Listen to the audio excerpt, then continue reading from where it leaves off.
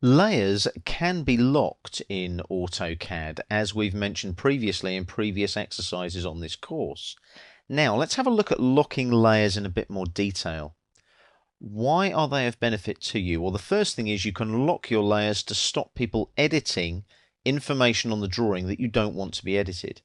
So, for example, we've got our circle there. I don't want that circle to be edited. So what I can do there is I can go to the layer pull down here. I've got the lock option there on the layer pull down. I've also got layer properties. I've got the lock option there as well. So I'm going to lock the circles layer in the layer properties manager. Now, when I close the layer properties manager, you'll notice that circle looks faded.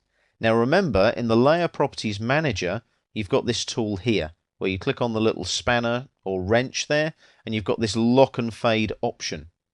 Now, you'll notice you can switch that off in the paper space viewport. You can actually switch that layer off if you want to, if it's locked in the paper space viewports. Now, we'll look at that in a bit more detail maybe later on, but the main one is the lock and fade. Lock and fade there is set to 50%. That is the default value. So what I'll do, I'll OK that there on the menu, and I'll close the layer properties manager.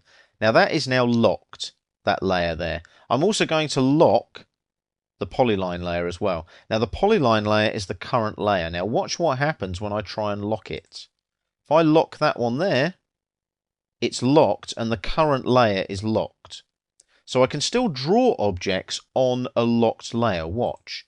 I can still go to, let's say, the rectangle command here, and I can draw a rectangle, but it's automatically locked. Can you see that there? It's locked. I can't edit that now because it's on a locked layer. The line layer, though, is actually unlocked. So I could click on that line and I could use that grip there. I could click on that grip there and perhaps take that line to that corner there instead. Hit escape to deselect.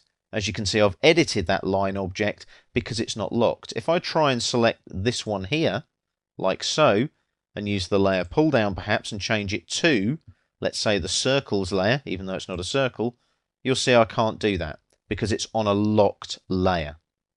Now, that's one way of locking your objects down on your drawing to stop people editing them. What I'm going to do, I'm going to unlock those layers now.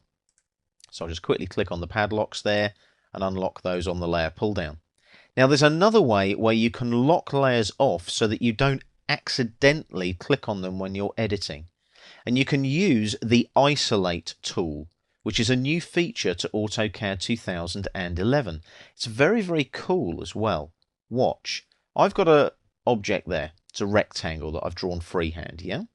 If I select it by clicking on it once and then right click, on the shortcut menu, I've got the Isolate option.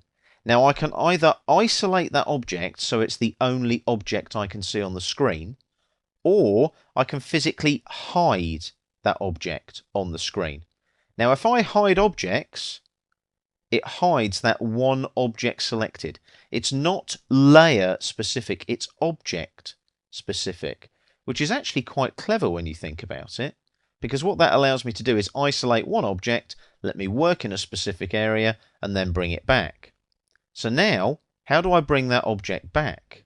I select this object here, and I right click, and I select Isolate, and I end the object isolation, and I can select any object to do that, and it brings back the object that was isolated. Now the other way that I can do this is I can actually isolate the one object that I want to work on, which might be, for example, my circle. I can click there, right click, isolate, and I'll isolate the circle, and that's the only object I can see. So now I'm working just on my circle. If again I right click on the circle there, isolate, and end the object isolation, it brings all the other objects back. It's a way of, I suppose, freezing, thawing, locking. It's all of them combined, and it allows you to work in isolation on a specific group of objects or a single object without affecting other objects on the drawing. A useful tool that can be combined very, very easily with locking your layers in AutoCAD.